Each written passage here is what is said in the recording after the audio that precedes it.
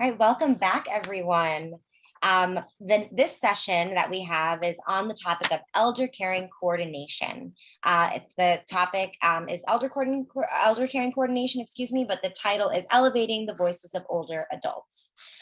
With us here today, we have two presenters. The first presenter that we have up is Fran Tetunic. She's professor of law at Nova Southeastern University Shepard Broad College of Law, and Linda Fieldstone, co-chair of the Elder Justice Initiative on Elder Caring Coordination.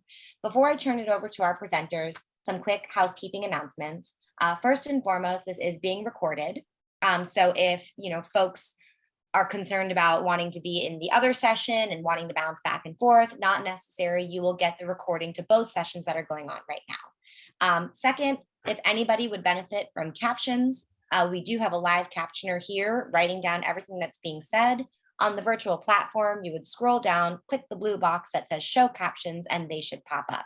If you're having any issue with that or anything at all, feel free to reach out to me in the chat, and I will do my best to troubleshoot for you.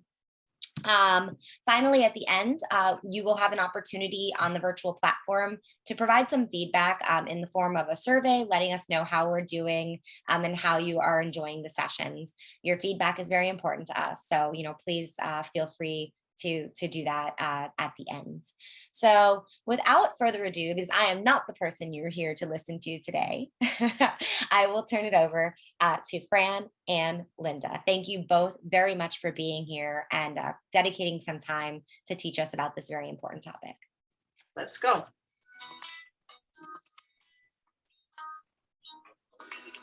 Are you surrounded by loving family members focused on your care, safety, and well-being? Or are your family members seated opposite from one another in a courtroom, arguing over your care while your grandchildren are home alone? Are you able to visit your aging family member? Are you worried about the care they are receiving? Do you trust the information you are getting? Are you tired of feeling blamed or attacked? Families in high conflict need a different way to help them focus on their aging loved one. Every single time. They're always doing this. I don't want to hear it. Two of you never stop arguing. We are not arguing. All this stress affects everyone's health. You sit now. I wish this family could just get along. Elder caring coordination is a solution for the aging person and their family. A highly trained conflict resolution specialist called an elder caring coordinator is appointed by a judge to help the family focus on care and safety concerns about the aging person. The court can still handle legal issues that belong there, like wills, trusts, and decision-making authority. Since court trials are based on winning and losing, people often leave feeling confused, frustrated, and angry as their family is torn further apart. Elder caring coordination provides an alternative where everyone can feel heard and valued. Elder caring coordination is an option that empowers families to address a loved one's care issues in a private setting rather than the courtroom arena. To begin the process, those listed on the court order contact the elder caring coordinator as soon as possible, using the phone number or email provided to them by the court. The elder caring coordinator will ask questions to help plan the first meeting to be as comfortable and effective as possible. During that first group meeting, the elder caring coordinator will review the court order, explain the process, and review everyone's immediate goals. The elder caring coordinator will help to reduce confusion and ease your fears to help you stay focused on the aging person's wishes, care, and safety. The elder caring coordinator is appointed for up to 2 years, while the elder and family are developing more effective communication and problem-solving skills. Meeting, they create a flexible plan to meet the specific care needs of the elder and learn about resources. As the needs of the aging person change, The family returns to the elder caring coordinator rather than to the judge for decisions on non-legal issues. When new issues pop up, the elder caring coordinator is just a phone call away. Meanwhile, I continue to counsel my clients on their legal issues, which become easier and less burdensome once the focus is on the elder. Elder caring coordination is a process courts provide that is a more private and personalized way to address care issues and to identify what everyone can do to help the older family member. The elder caring coordinator's fees are paid by family members, divided according to the referring judge's direction. The court order and the elder caring plan both reinforce how important each person is in the process. They also provide accountability, so everyone can take responsibility for their actions. Studies have shown that 1 out of 6 elders experience abuse. However, 1 out of 24 cases is actually reported. And unfortunately, 2/3 of those cases involve family members. The elder caring coordinator is available to foresee any risk and mitigate those risks before it's too late. The elder caring coordinator helps to build on family strengths to provide for the aging person's needs. And by collaborating, the family can provide more care themselves, if able, and work with resources available to help them. All the generations in the family are less stressed, even the youngest, as their parents are more available. Relationships have an opportunity to heal, and the family has a new model for resolving differences. You have saved time and money compared to the cost of returning to court over the same issues. Your aging loved one is no longer in the middle of conflict. The wish for your family to get along is coming true. So your wish for your family to get along is coming true. Thank you so much, Fran. Let's see, hopefully this works. I'm just interested if you can put in the chat, how many of you, if you have heard of elder caring coordination, could you please put that in the chat? We'd like to have an idea about how many who are attending actually have heard about the process.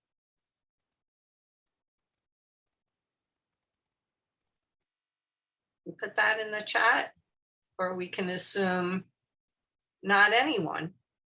Okay, well, the first thing to know is about the statute. So Fran, oops, Sarah Arnold said yes, thanks.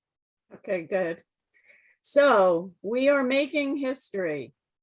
We are the first state to have a statute that gives judges the authority to refer cases to elder caring coordination. So we are not the only state that's using the process, but effective July 1st, 2021, we are the first and presently only state that has a statute. So this is big news, and we are incredibly excited to be talking with you about this today. So we know there are other dispute resolution processes out there, and most of you, I am sure, have heard about elder mediation, but we do know that one size doesn't fit all families, and that older adults are actually dying while in the care of the family members that say how much they love them and care for them, but are jeopardizing their health by that conflict.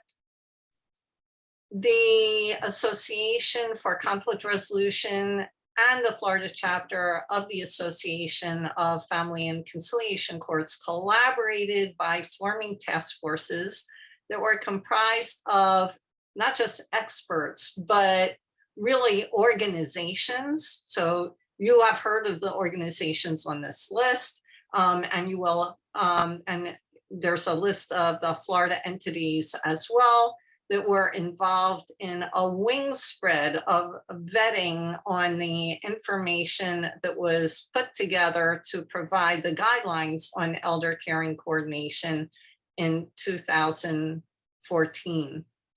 So that was pretty dynamic and groundbreaking collaboration that has resulted in the United Nations actually endorsing elder caring coordination as an awareness to action model for the welfare of aging persons. And we were highlighted there in a presentation we were invited to in 2018. So go ahead, I Fran. was just gonna say, I need to brag on Lynn for a bit because she's far too humble. Elder Caring Coordination is actually her brainchild, and she worked with 2 other very creative, collaborative, wonderful women to get this going. And then you saw the organization she worked with. So this is an example of how when we work together, we can make remarkable changes even in process. So And also really an example of the need for this process that all of these organizations recognized. So it was a true village effort. And the good news is that there are a lot of people just like you who really care about the older adults and families out there that need more help. well, that's why we're now bringing together multiple villages so that we can make a difference together. So what we're talking about is a new dispute resolution process, which in and of itself is historic because we do not often have new dispute resolution processes. So here we have an elder caring coordinator who assists the elders, the legally authorized decision makers, and the others who participate by court order or by invitation. And we work to resolve disputes with high conflict levels that impact the elders' autonomy or safety. So that is what we are doing.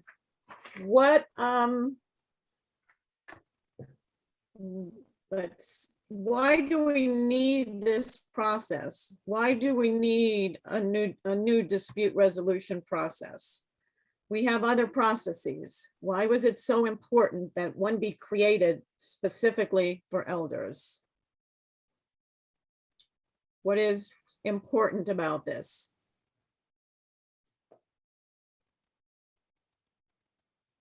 Can you post your ideas about that in the chat? Don't be shy, folks.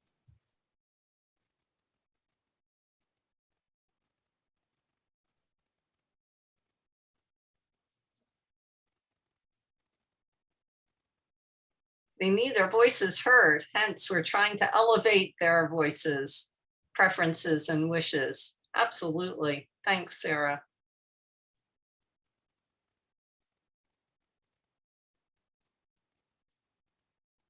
Families in higher conflict, we know, need a different kind of dispute resolution process that is more specific, responds more specifically to their unique needs and characteristics.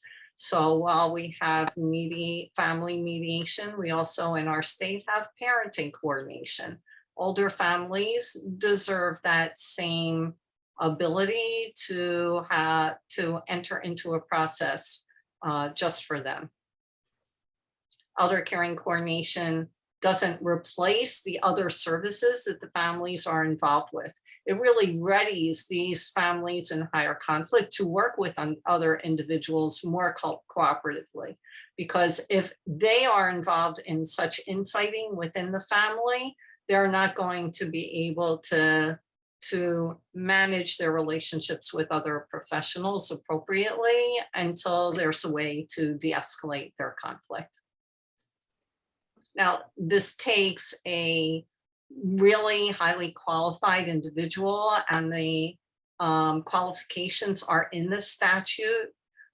So that if you are interested in that, check that out, because the people who are elder caring coordinators now will be the foot soldiers that move this process forward in our state. And if you don't qualify now, you might want to consider taking some of the requisite training such as the mediation training or the elder caring coordination training, which is being offered. And it's something you might want to be thinking about. I just wanted to mention that another part of the process that is really important is that the elder caring coordinators can stay on for up to 2 years. And sometimes it does take quite a while for the families to be able to develop better communication skills and to be able to hear the voice of the elder. And the ongoing screening that we have in terms of safety is very important while the family is making the adjustments about seeing different perspectives and developing trust. So let's move on to the legislative Right. intent. So what we have in elder caring coordination, guardianship cases now, and we know the guardianship legislative intent was to not adjudicate a person as totally incapacitated unless it was absolutely necessary, because the state is not looking to deprive people of their civil or legal rights.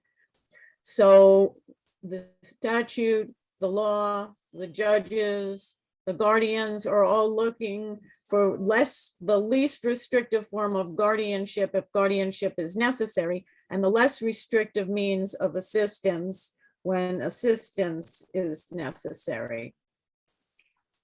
And what we try to do is look at the person's unique needs and differing abilities so that the person can participate to the fullest extent possible.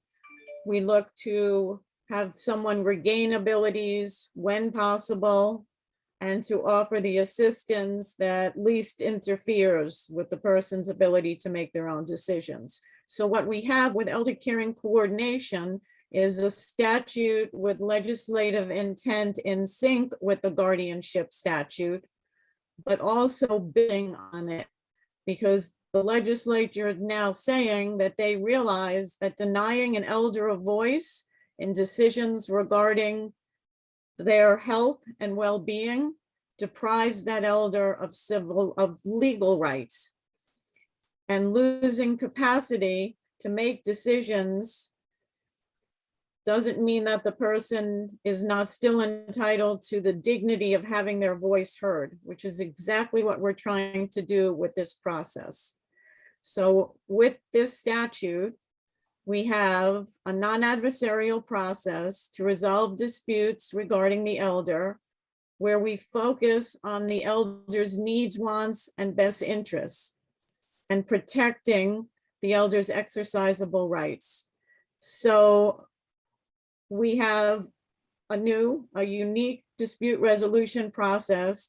And as Linda was saying, it complements and enhances. It doesn't replace all of those other services that have been available, that are available.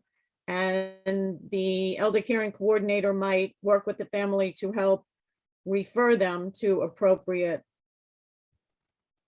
assistance.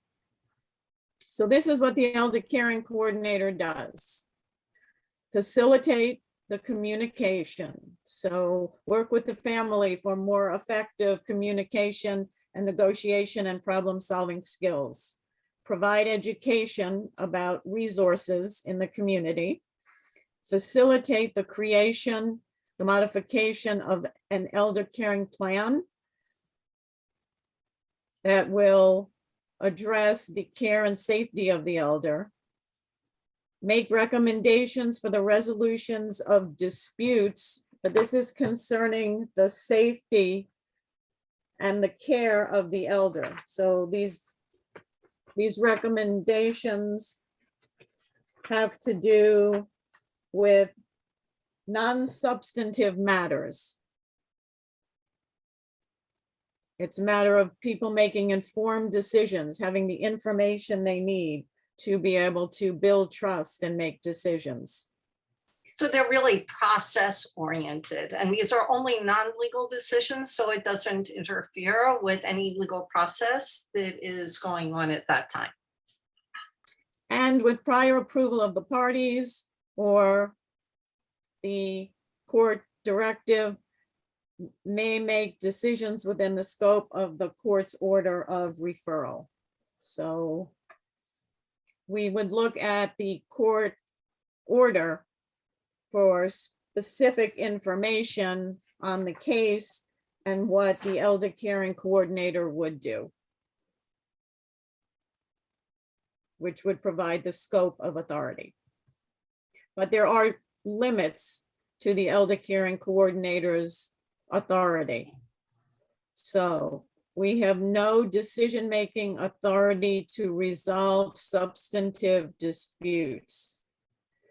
We would not be changing a determination of capacity, changing a guardian, change the scope of authority of legal decision makers, change the residence of an elder, or delegate any of the elder's rights to another person, or be deciding who the guardian should be. All right, so as you know, with mediation, confidentiality is key. One of the reasons people feel comfortable sharing information and being honest with each other is that the information they share will stay in that room and not be made public. So it's kept confidential. As with mediation, we have a definition for elder caring coordination communications, which are confidential unless there's a specific statutory exception that says otherwise.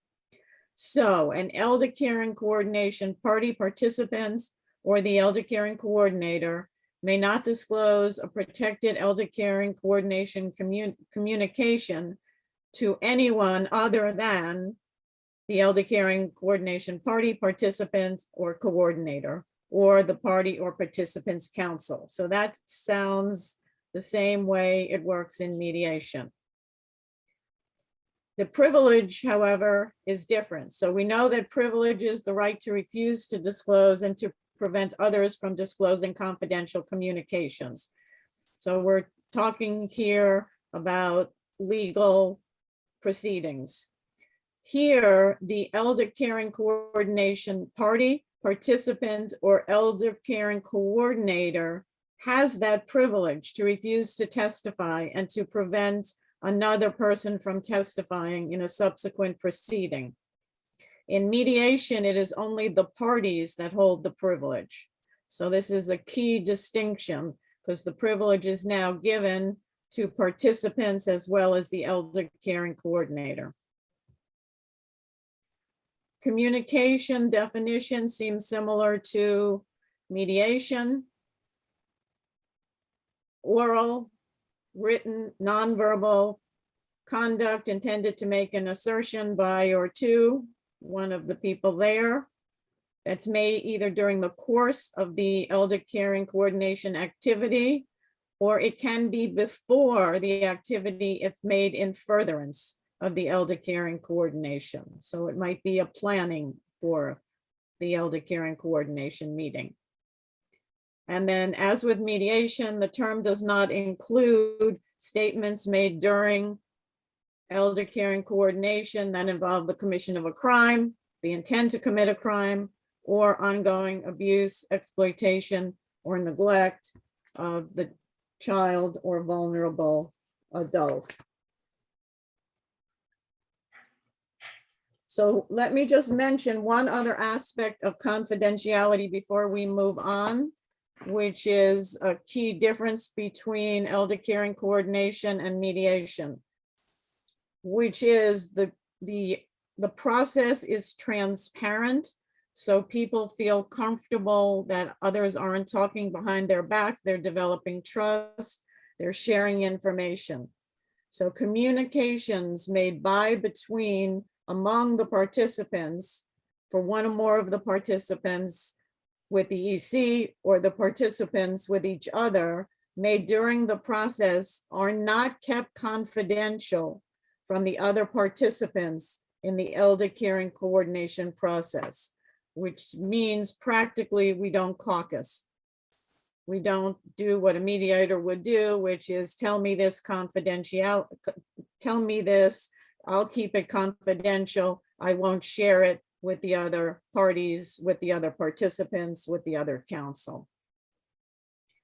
In addition to the statute, the court order provides key information that we look at to determine how the process will work and what the elder caring coordinator will do. So the order will identify the parties and the elder caring coordinator. We'll look at whether there are safety provisions that are necessary. We'll look to see if there's been a history of domestic violence or problems that might indicate the case should not go to the process, or provisions that are necessary. It will determine, identify the role and responsibilities and authority of the elder caring coordinator, provide for confidentiality and exceptions. The confidentiality and exceptions are also in the statute, which is 44407. And there are far more exceptions for this process than for mediation. The order will identify who is paying the fees. So very often it will be split amongst the parties. If there are 5 people, it might be a 20% for each, but the judge determines that. And the court retains oversight over the process, intermittently holding hearings to determine how things are going and if the process should be continued. So thank you so much, Fran, so that everybody understands the legal context now of elder caring coordination here in Florida. But how is elder caring coordination really different from other dispute resolution methods? We have heard people say it's like mediation on steroids, but no, it really is its own unique dispute resolution process. We're going to talk more about that, but I think the most important thing is to realize the difference in the participants in elder caring coordination compared to, let's say, mediation. In mediation, the family members really, in good faith, want to resolve some issues. They may disagree. They may be in some kind of conflict about it, but inherently, they want to be able to work together, or at least have a resolution. They can identify some of their issues. And even if they can't sit around the table in mediation, that's a perfect forum for them to be able to move on with an agreement. In elder caring coordination, there is no agreement, but also there is not that good faith. The people involved in this process have been involved in their conflict for years. They are so entrenched that much of their motivation has to do with things that happened decades ago. So they have become real experts in their anger about who got the best bicycle when they were 10 years old. Imagine if you are living in Florida long enough, long enough, you probably have been involved in more than one hurricane. So imagine that hurricane or a tornado spinning around and around and around, and we know it picks up all the debris with it. And you can hear it, even if your windows are shut, you hear that wind and you hear the debris and that's caught up. In the middle of that hurricane, right in the chat, in the middle of that hurricane, what is there? What are you feeling at that point? If you're ridiculous like me and you open up the door to your house, which you're not supposed to do. What's right? Please put in the chat. What would you feel in the middle of that hurricane? Help us out, anybody. Scared. If you're out there and you're rolling around in that storm, you're scared. But what if you're in the eye of that storm? What's in the eye?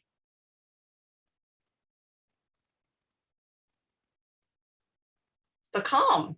Yeah. there's the calm. And this is, for me, the easiest analogy to understand what elder caring coordination is for this family. It becomes the calm because this family is not used to agreeing upon anything. And in the center of this process is the older person, which is the one thing that they do agree with. They want their mom, their dad, their grandma, their grandpa to be healthier, to live happier. They want to improve the quality of life. They just don't understand that a way to do that is to reduce their conflict. So elder caring coordination takes this family from the past and the blame and brings them to focus right on the person that they say they love and they respect. And next slide. And that's the reason that this takes up to 2 years. This is not an arbitrary amount. It's similar to parenting coordination. Can move to the next slide, Fran, where the family actually moves on through 5 phases of the process. So compared to mediation, which is an event, there is an orientation, and the parties, the family is engaged in a process that they were court ordered to, and many of them might not even want to, not only do they not want to be there, but some of them have moved away from each other just so they didn't have to see each other all these years, or maybe just for one holiday a year. So they're engaged in the process where they can begin to really learn how to manage their conflict. We're not going to change their feelings. They're not going to sing Kumbaya together at the end of the process, but they do learn how to reduce conflict enough to really maintain that focus on the care and the safety of their aging loved one. And lo and behold, they begin to apply the tools and the skills that they are learning. And by the end of the process, they're able to integrate that without the help or without much help of the elder caring coordinator at all. So while appointments are more frequent in the beginning, they become less and less. And at the end of that process, for much of it, they're more monitoring the situation, and they're on hand, because we know when there is a transitional episode that goes on with the older adult, and it could be health-wise, it could be, whatever it is, you never know when that's going to happen, and people tend to revert back to their old ways, so they can call the elder caring coordinator to step in at that time. So if you, we hope, are identifying cases, next slide, here are some of the things to look for. Gatekeeping, where they are controlling information or affection, time, money that would be used for care of the older person. If mediation impasses or they're frequent flyers, they go to mediation again and again and again and again, because we know, like, if you're putting the finger in the dike of a impending flood, so the water doesn't flood out into the boat. If you put your finger in one hole, the water will pop in another. And that's what happens in these families. There's always something going on. So if mediation impasses, or they just keep going back and back and back and back, if there are unsubstantiated or recurring allegations, calls to Adult Protective Services, multiple motions to the court, frequent litigation, imbalances of power, it's very frequent for these families to form alliances against each other. And cases by Adult Protective Services can be identified and referred as well. One of the benefits of elder caring coordination is that ongoing screening that Fran spoke about. Next slide, Fran. And that's because compared to looking at a photo, elder caring coordination is more like watching a movie. So the elder caring coordinator can identify patterns of behavior that could be risky or even naughty. It gives context to what's going on in the family. Is this something that is cultural, or is this something bordering on abuse? There's new information all the time. They could also provide some information as to changes in the older person's capacity. Medication changes, changes in health situation, where perhaps there needs to be a reevaluation and the older person can gain more rights. So the elder caring coordinator is there to see these things that are revealed over time, compared to the judge that is there just for that event that day, or the mediator that is seeing them for photographs at a time. One of the other things to understand about this too, in terms of health and safety of the elder, is also the health and safety of other family members. So there is a huge multi-generational influence with elder caring coordination. And you could think about that. When parents or grandparents are so involved in litigation, and that's consuming their time and financial resources, and it's causing so much stress. The generations after them, the younger generations are going to feel that stress. That's where alliances occur. They lose the support system that they might have had with each other, or it becomes, it's reduced. So that Aunt Sally that was picking up your child on Tuesday doesn't want to do that anymore because she's so upset at your parent for being on the other side. And there are even, you may know cases like this, but there are even times when grandchildren aren't allowed to see their grandparent anymore because of that tug of war within the family. It becomes so sad. And one of the major things that elder caring coordinators are able to address is to bring back that family, just like the video that you saw. There was research by two prominent doctors, researchers at Virginia Tech, Pamela Teaster and Megan Dolben McNabb. They have spoken in front of the Senate. They have great deal of knowledge, and through the love they have of older families, they initiated the preliminary research on elder caring coordination. And in this, 100% of the judges reported that they believed elder caring coordination was very effective. And how did they measure this? They weren't seeing those families as much anymore, and not seeing those families for the non-legal issues. Judges are really not trained to handle what diaper an older person is going to wear. And literally, these are the kind of issues that would keep popping up in their courtrooms, decisions that they are really not trained to make. So they see less of those kinds of issues. That means legal issues, when they're not, family's not exacerbated by their continued animosity, the legal issues can be handled more effectively. There's less time during hearings. And when the parties do appear in front of the court, their behavior is manageable. We've also heard from attorneys that their clients are more manageable. They're not getting the calls or the texts in the middle of the night, waking them up with their, by phone or having to look at those texts first thing in the morning. And now I will admit, sometimes it means there's somebody else, like the elder caring coordinator, now getting those calls, but at least it's not the attorneys.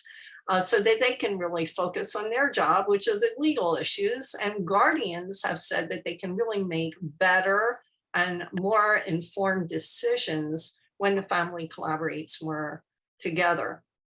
So imagine that these families will, and if there is a guardian, whether it's a family member or a public or private guardian who is appointed to the case, that family just brings their animosity to that person and makes it very hard for that person to effectuate decisions. So think about a family now that's able to work with that guardian, bring in information. So what we have heard is it makes that older person holistically more of a real person to them. They learn about what that older person likes, their favorite food, the music they like to hear. They used to love to dance, and they can, those kinds of intimate details of the older person's life can help the guardian make more appropriate decisions to really enhance that person's quality of life. And even improve their health. They find out about an ingrown toenail that the older person has had for years and hasn't been tended to, or something that they need care for that they would not have known. Are there any other benefits that you could see for the process of elder caring coordination? Could you put that in the chat, please? What are some of the things that you've seen where you think that there would be a benefit for parties to use this process?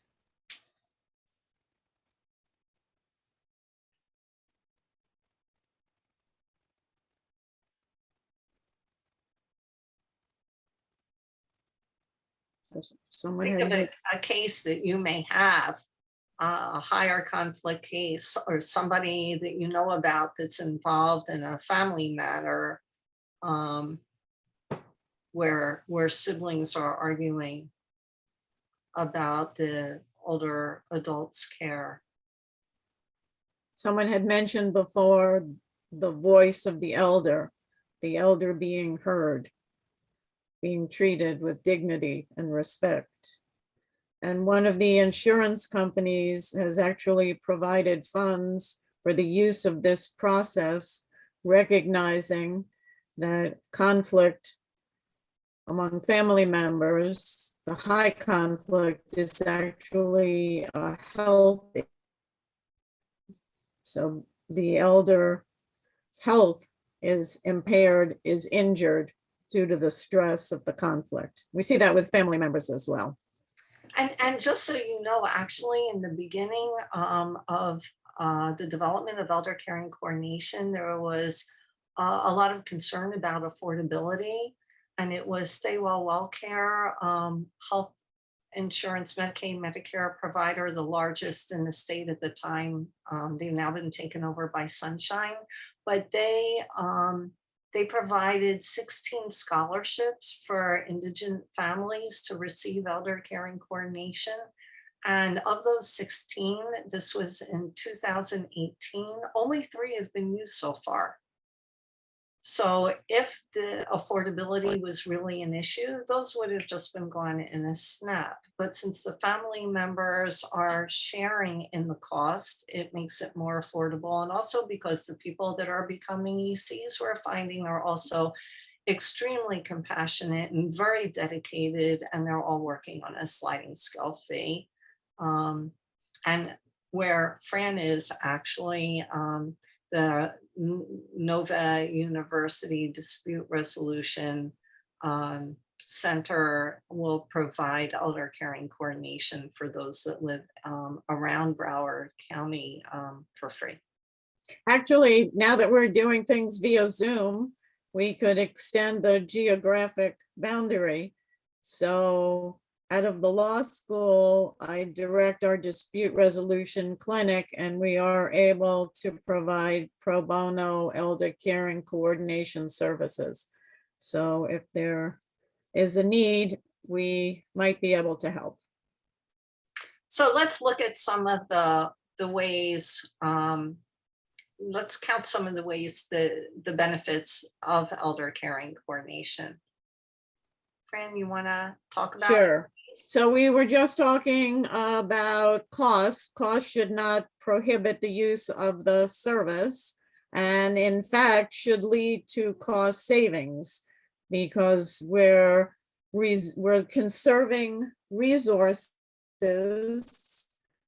not only the monetary resources, but better using the resources of the family members in terms of what they're doing and how they're sharing responsibility. So as the family is better coordinating their activities and their communication, the court is finding fewer motions, which they greatly appreciate. And the motions would be on the legal issues instead of the non-substantive issues, which we're dealing with.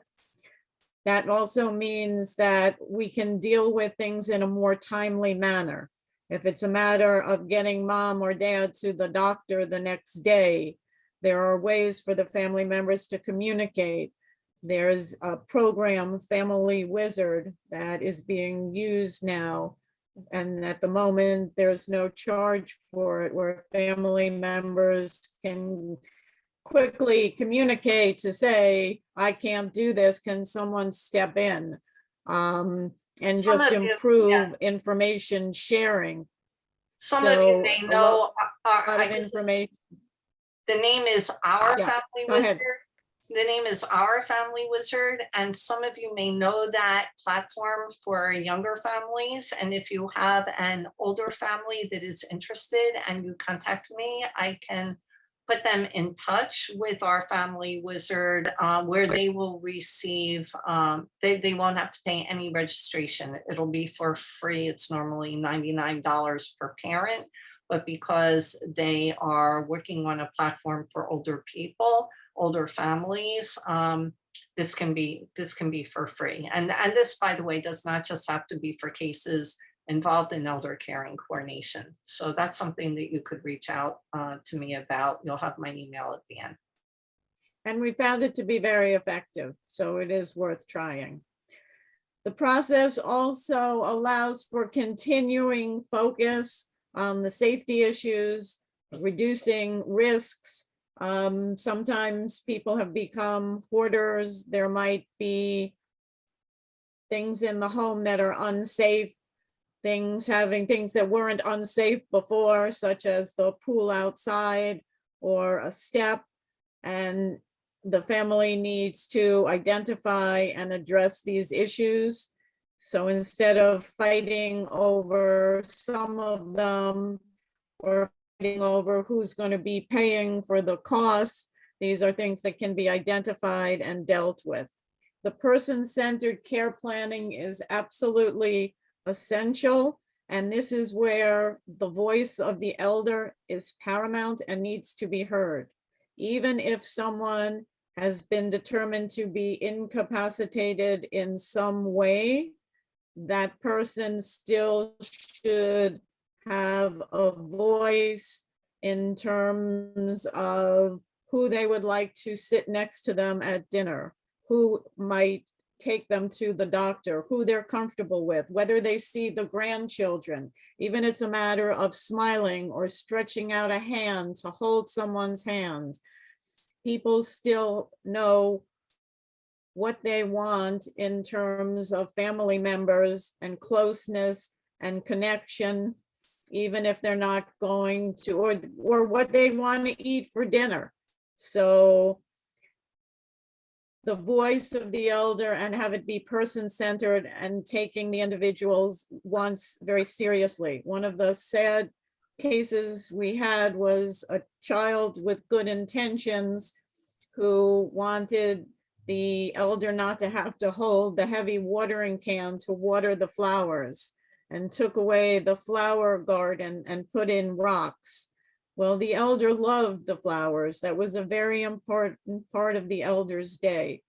So the needs and interests and wishes of the elder need to be taken into account. The trauma-informed process is important not only for trauma that might be felt on the part of the elder, but also the family's history. So the children might have been subjected to trauma growing up, which might then have affected how they communicate with each other, the distrust for each other, the fact that they're not communicating well now. Privacy becomes important, as with all processes, when people need to be able to feel comfortable sharing information and knowing that it's going to stay within that space. So as with mediation, the confidentiality and the privilege adds a huge benefit to the process. Imagine the older adult in a court case with all their dirty laundry being aired in a public forum, and how humiliating or embarrassing that could be. So elder caring coordination gives them a different way to be able to focus together. And the fear of the court process. People are not comfortable going to court under the best of circumstances. If the elder is having difficulty hearing or seeing or understanding what's happening, or why their family members are fighting about them or feeling guilty about what they've done, it's a horrible, horrible, horrible situation for the elder. All right, what about some of the other ways? We can continue with this, but I have a feeling that a number of you have seen things, have had difficult, challenging situations, or situations where elders have been suffering, where they need support systems, where family members might not be accessing the support systems. So it's up to us in our various roles to help them access community resources, benefits that might be out there.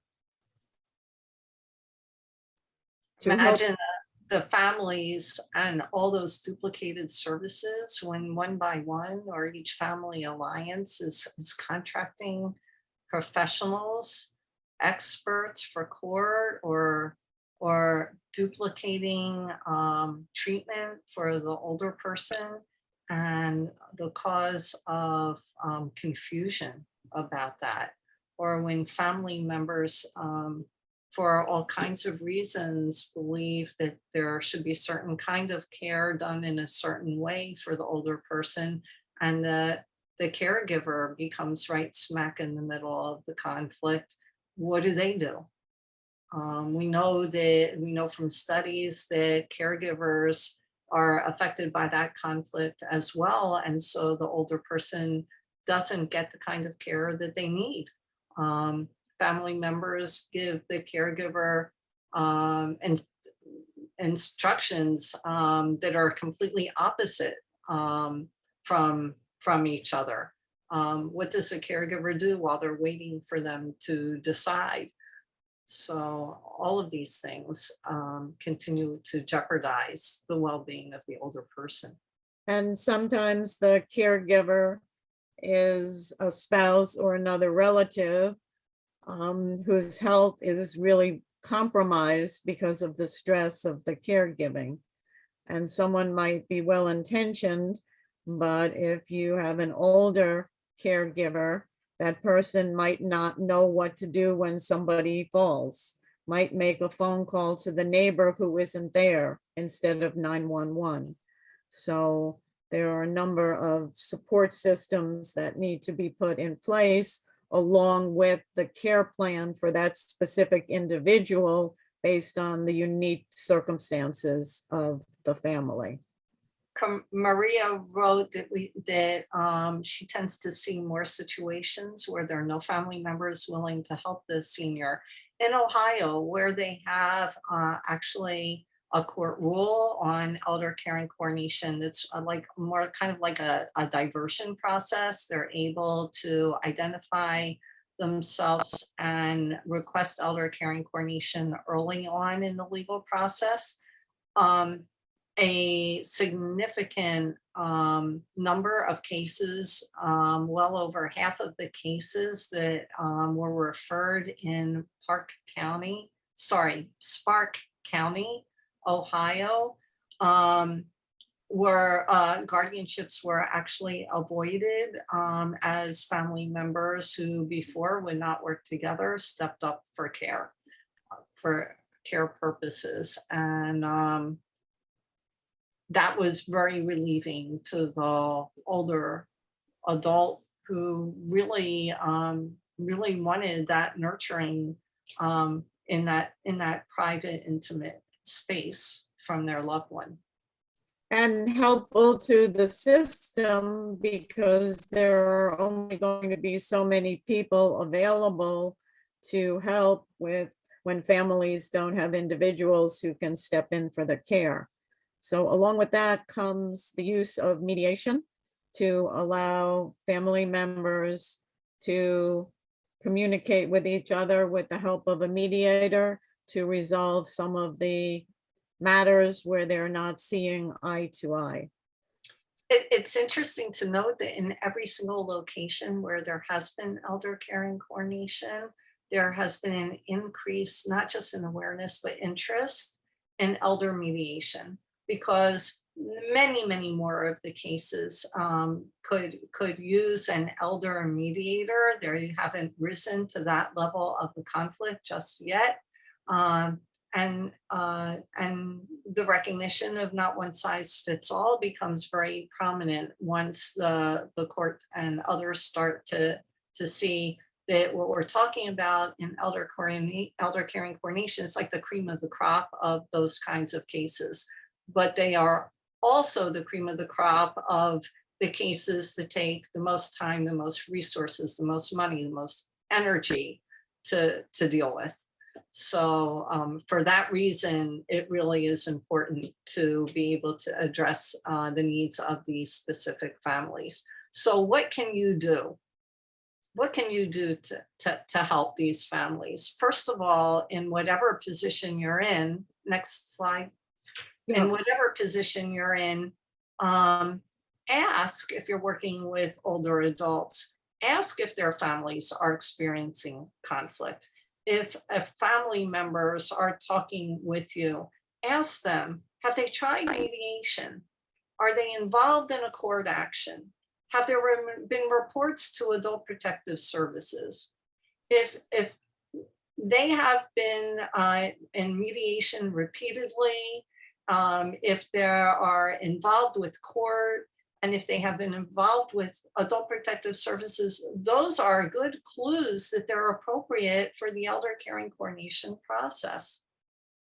Then something else is to collaborate with us, to collaborate with elder caring coordinators if they are court ordered to one of your cases. If you have identified the case, let the family know. If you're an attorney or a guardian, if you have let the court know and they're court ordered, you are essential to the team for this family. It's important for you to be able to continue to support them, and the elder caring coordinator will embrace you in that process. And then the last thing is to spread the word. Let people know elder caring coordination is here in Florida and it can help. Let the families know, let other professionals know. If you have any questions at all, contact us. Go to the website. Next slide. Go to the website, www.eldercaringcoordination.com. Pretty easy to remember. And you can pick up a great deal of information there, and you could send other people there. In fact, the video that you saw is on the homepage and can help families feel more comfortable. Actually, every single time I see that video, the part that sticks out to me most is the one person in the family, the son, that says, "We're not fighting," right? They're ramping up the rhetoric so much, and that person is not even recognizing it. And oftentimes the family may know help is needed, but it's always for the other person in the family, not for themselves and the family altogether. So spread the word. Elder caring coordination can help, and help them realize that that it can help the whole situation. You have our contact information here, but we want to give you a minute to jot that down. And if you would like to provide your email to us, we would also be very happy if you put it in the chat to contact you if that's easier for you. But we want to be able to take this off so that we could really just speak with you and answer any questions that you may have. And I was going to say as well, this PowerPoint along with the contact information is uploaded to the virtual platform. Underneath the video, you scroll down, there's a blue box that says files. You'll be able to access that and get that contact information there as well.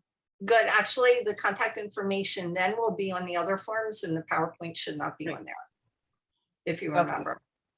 Okay. Right. But that information will be there. So what questions do you have, or what was unclear? What's your reaction to this process? For those of you hearing about it for the first time, does it seem curious? Does it seem as if it will be helpful? Is it something that you would consider? Something you'd like to know more about? Does it seem duplicative? We'd really love to know your thoughts. If you have any concerns about the process. If you'd like to be an elder caring coordinator, one of those soldiers out there. It's really rewarding work.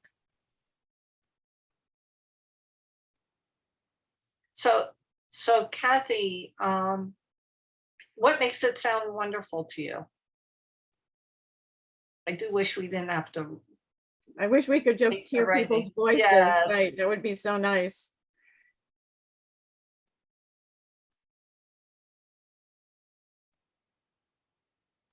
Yes, exactly. So much better than arguing. And sometimes you can see the sense of relief and appreciation on the face and in the body of the elder when the person realizes that they're being heard, that what they say matters, that they matter. I mean, the grief that people go through when they're not taken seriously and they feel that there really isn't much left.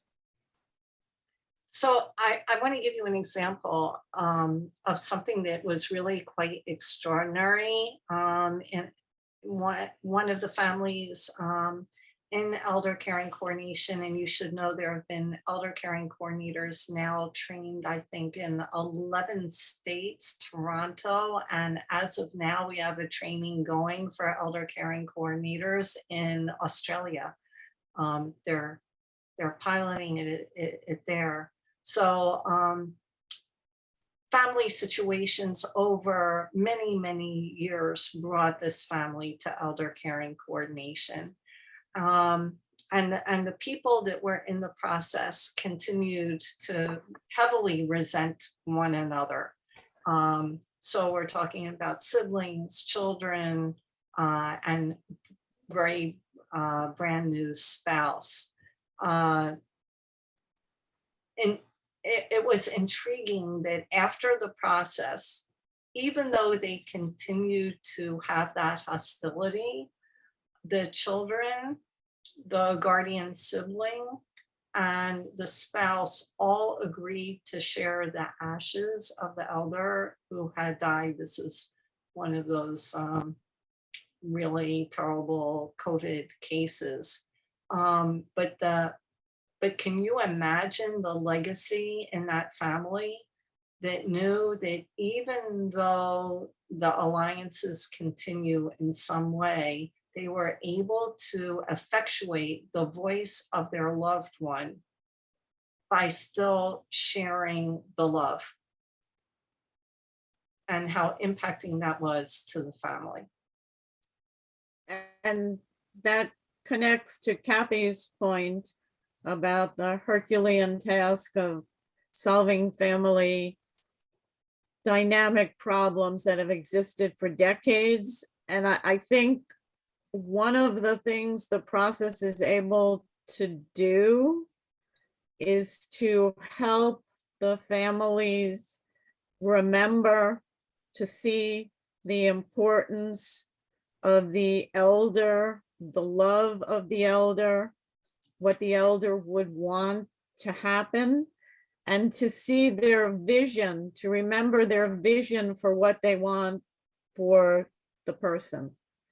So family members, even when they distrust each other, even when they dislike each other, even when they might be involved in legal battles, will still think about wanting the elder to have good remaining time, that the time they have left, they would like it to be as comfortable in terms of pain-free, in terms of reduced stress, in terms of knowing that family members do love them, that they're not abandoned, that family members have learned a great deal from them over the years, and that will make a difference. So there were things that will continue on in the future, thanks to the love and the wisdom of the elder. So those are all things that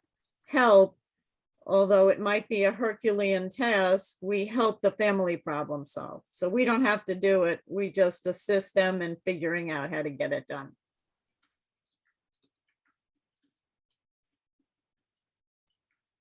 So we have our contact information. Any The website. questions or thoughts before we close out? It's been our pleasure speaking with you on this subject, and we look forward to continuing to speak with you via email or telephone or whatever method